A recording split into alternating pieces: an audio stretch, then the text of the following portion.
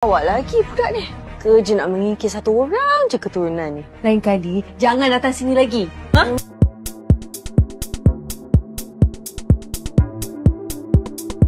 Humairah sedang menikmati makan tengah hari ketika dia menyedari neneknya, Nenek Bunga, asyik merenungnya. Dia mula berasa tidak selesa.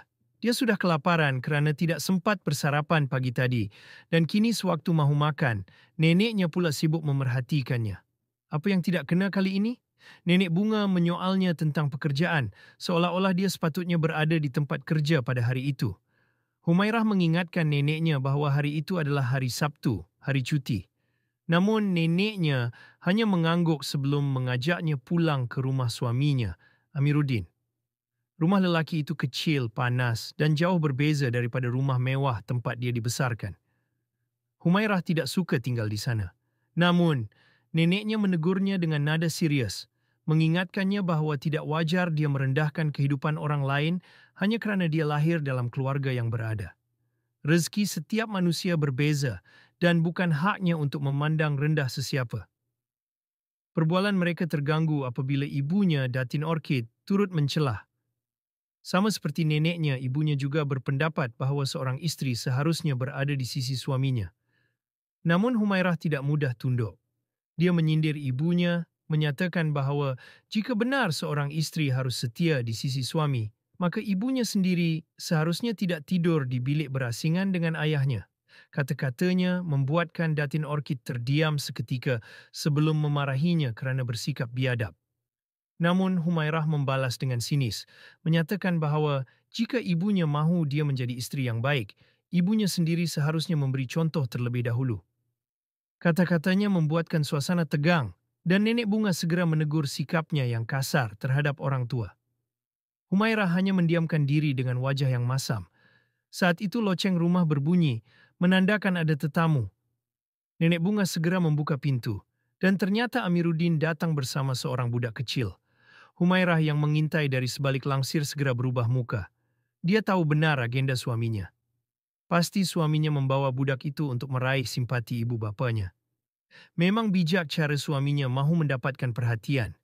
Datin Orchid tampak begitu ceria apabila melihat budak kecil yang dikenali sebagai Aina itu. Dan dia segera meluru mendapatkan budak itu, memeluknya erat. Air mata menitis di pipi Datin Orchid kerana terlalu rindu pada anak kecil itu. Namun Humairah hanya mencebik. Dia tidak faham mengapa ibunya begitu teruja dengan anak orang lain. Perbualan mereka berlanjutan apabila Amiruddin menyerahkan sebungkus nasi lemak yang dibuat oleh kakaknya meskipun sedang sakit. Sekali lagi Humairah menyindir, menyatakan bahawa perbuatan itu hanyalah usaha untuk mengambil hati ibu mentuanya. Nenek Bunga yang mendengar sindiran itu segera menegurnya, namun Humairah tidak mengendahkannya. Dia hanya bertambah menyampah apabila neneknya mengingatkannya untuk bersalaman dengan suaminya. Dengan terpaksa, dia menghulurkan tangan, tetapi tidak sepenuh hati. Kemudian Aina pula menghulurkan tangan untuk bersalaman dengannya. Namun Humairah hanya menyentuh hujung jari budak itu dan segera menarik tangannya semula, seolah-olah geli dengan sentuhan budak miskin itu. Aina terpinga-pinga, tetapi tidak berkata apa-apa. Amiruddin yang menyedari sikap istrinya hanya mampu mengusap lembut kepala anak saudaranya. Datin Orchid kemudian mengajak Aina duduk di pangkuannya, menunjukkan kasih sayangnya kepada budak kecil itu. Humairah semakin menyampah. Dia tidak tahan melihat betapa manjanya Aina dengan ibunya. Apabila budak itu meminta air Milo, Humairah semakin berang dalam diam. Mengada-ngada, kalau dia air paip sahaja yang dia akan berikan. Amiruddin kemudian menyatakan bahawa dia datang kerana ayah mentuanya merindui Aina. Humairah yang sudah sedia marah bertambah geram. Dia menghalau Amiruddin, menyuruh suaminya tidak datang lagi ke rumah itu, terutama sekali membawa Aina. Amiruddin terasa hati, tetapi dia cuba mengawal emosinya. Namun, kata-kata Humairah benar-benar menyakitkan. Bagi istrinya, Aina hanyalah budak miskin yang tidak layak berada di rumah mewah mereka. Ketika Amiruddin ingin membawa Aina pulang, Humairah yang sudah hilang sabar tiba-tiba menarik telinga budak itu. Aina terkejut, matanya mula berkaca. Namun Humairah tidak peduli. Dia terus memarahi Aina, menuduhnya tidak tahu malu kerana bertingkah laku seperti di rumah sendiri. Dia menujal kepala budak kecil itu, sehingga Aina hampir menangis sebelum budak itu berlari mendapatkan paksunya. Amiruddin yang melihat kejadian itu hanya mampu mendiamkan diri. Dia tahu tiada gunanya berbalah dengan Humairah. Namun, di dalam hatinya dia berjanji dia tidak akan melupakan penghinaan ini. Datin Orchid menyenduk nasi lemak ke dalam pinggan dengan hati yang sebak.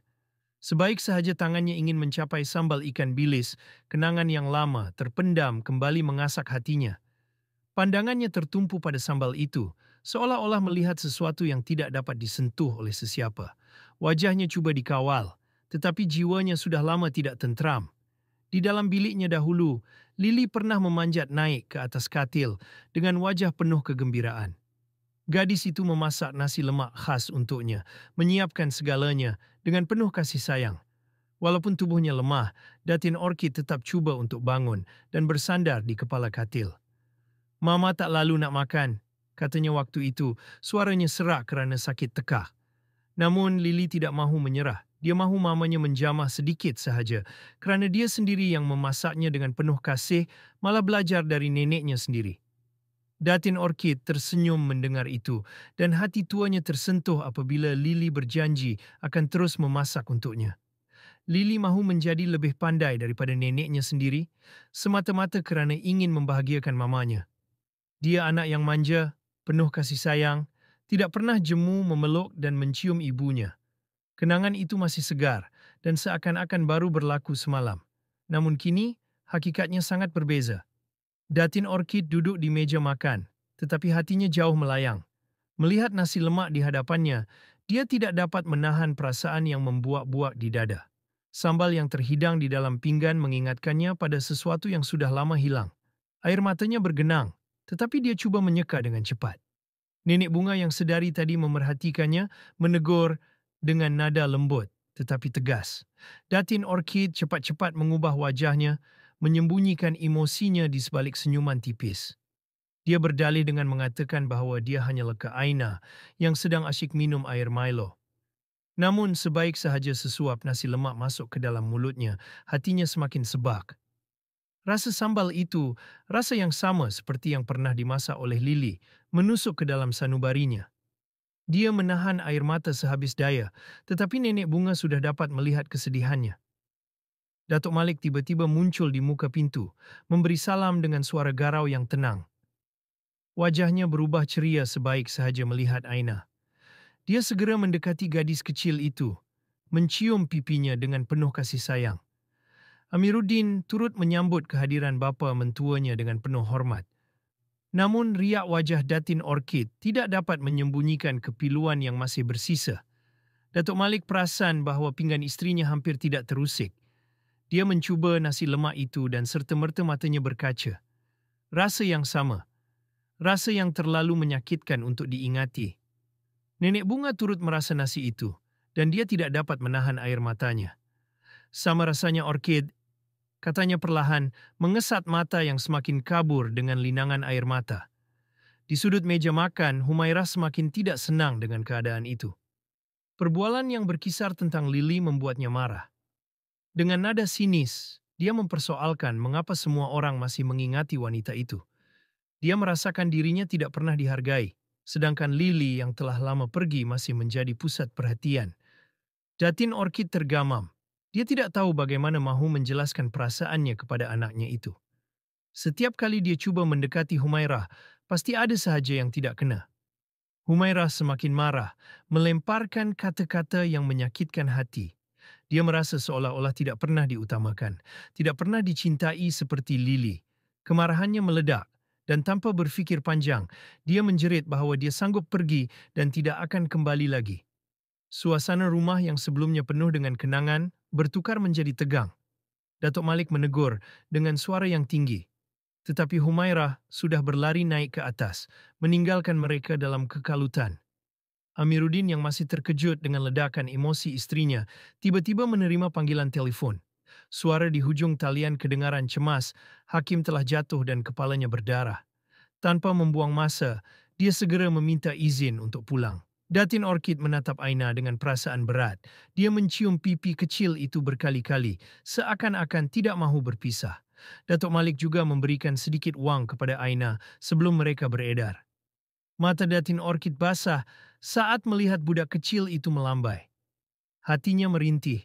Betapa dia merindui seseorang yang tidak ada di sini. Betapa dia ingin Lily kembali dalam hidupnya.